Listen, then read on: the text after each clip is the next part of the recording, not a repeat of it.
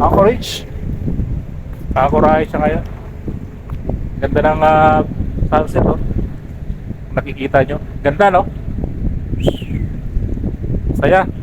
Kaso nga lang, maintain lang dito sa Anchorage. 2 buwan pa. Tagal. Oh, hanggang tanaw na lang kami. Ayan. Hanggang tanaw na lang. Tingin-tingin lang. Wala talaga mangyayari. Okay. Ganun pa man. Enjoy lang ang life. 2 buwan pa. Malapit na yan. Kunti-kunti na lang. Oh. Talaga buhay. Yun. So dahan-dahan si Tupas. Si Tupas pa rin, dahan-dahan siya. Sigurado yan magbabagsak ng angkla yan.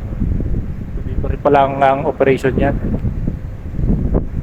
Dito sa Malongo, Luanda, Angola. So dito yan sir. Malongo ang operation niya. So yun, nagpapaikot na siya. So ibig sabihin yan magtatrap ako na yun. Kumukuha lang na sa pwesto. Kumukuha lang sa pwesto para mag-trap ako. So, ayan. Ayan, kita mo, naka-paste na siya doon papunta roon. Ibig sabihin, magta-trap ako na yun siya.